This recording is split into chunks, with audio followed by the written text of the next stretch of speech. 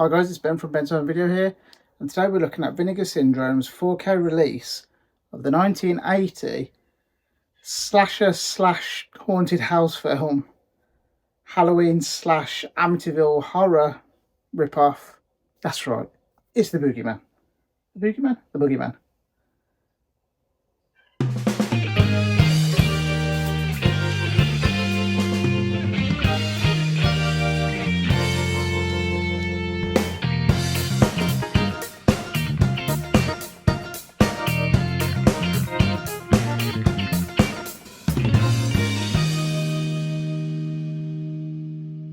As always guys, I never ask you to like this video or subscribe to this channel, but it does help.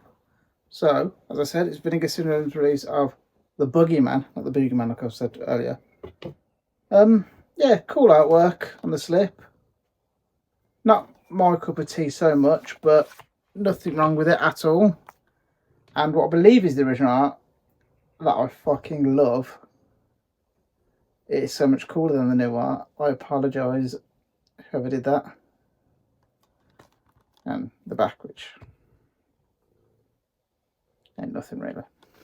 So this 4K comes from Vinegar Syndrome, where all their releases come with HDR or HDR10, I think it is, sorry. Not Dolby Vision or HDR10 Plus. This is a mono soundtrack, and it was mastered to 1000 nits. It averaged between 88 and 95 megawatts per second on the bit rate, so pretty healthy. Pretty healthy. So starts off and it's quite black, dark, bit of trees, and you know you're having a good time with that black level. It is black, so you're going to be happy with that. Contrast, mostly good. There's times where it's not fantastic and it could be better, but generally you're going to be happy with the contrast. Colours, I'd say overall there's not too much popping, but it's solid. Like, you're going to be pleased with it, I think. In general, I didn't notice any film damage whatsoever. I watched their 4K of Madman the other day, and there was about 3 or 4 different scenes that had these horrible like scratches going up and down. No, like, that's the only time I've ever witnessed one that bad, especially on a 4K. And this is a scan from the original camera negative, so I assume that didn't have much film damage to it at all, or they've cleaned it up. But they've done a really good job. Film grain resolves nicely. Yeah, fine details, good. Hair, skin, clothes. As I said, nothing really pops in it, but it's all nice. It's natural looking. It's great. At times, it does look like a really good Blu-ray, but at other times, it is fab. Fab? I'm old now, ain't I? It's really good. As I said at the top of the video, audio and mono, it's fine. Dialogue, pretty clear. Sound effects don't drown it out, but they're a good level. A big complaint with Vinegar Syndrome is, well, one, it's the fact they don't even try and do Dolby Vision, but that's not a huge complaint. But my bigger one is that they don't ever seem to kind of upgrade their audio tracks at all. And I think it does let them down a lot. So this could have been done in 5.1, and it doesn't even have to be like whoosh whoosh whoosh. It could just be dialogue front and center most of the time, and have your music coming through the surrounds. Have your subwoofer do a bit more heavy lifting. Do you know what I mean? Like, even for a film from 1980, that subwoofer could have done more, because yeah, it's not bad. It sounds fine. I had one issue, but I'm not sure if it is an issue. It could just be me being stupid.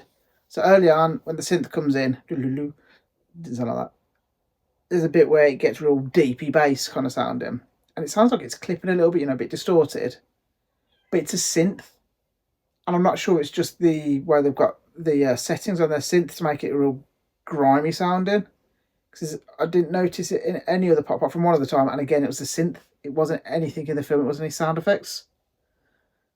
So if someone does know, let me know that I'm being stupid, or no, Ben, yes, called it right, mate.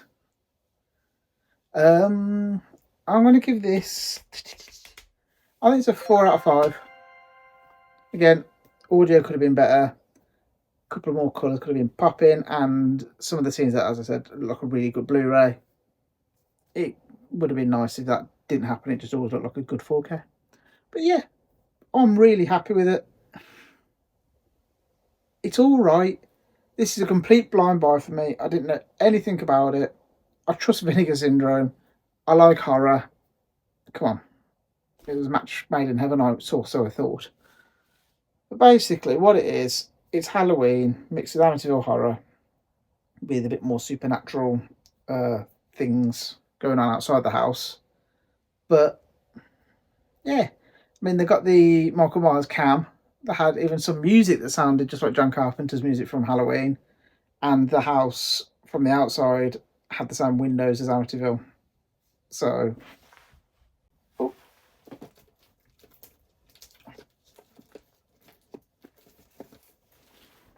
Literally windows like that.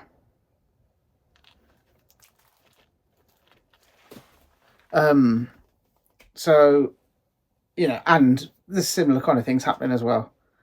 So it would have been nice if it was a bit more original. But if you've never seen either of those films, I think you'd like this a lot more. It's definitely decent enough. I was just a bit let down by its lack of originality. What do you guys think of the film? Like, I mean, it's got great practical effects. Definitely got cool practical effects. But it's a 3 out of 5, isn't it? Eh. Which I think is probably higher than a lot of people would rate it. But I likes me horror. I likes me 80s horror. I know this is probably more 70s style horror, but it's a bit slashery, and I'm all for stupid, silly films like that. So yeah, 3 out of 5. That's all, guys. Thanks for watching.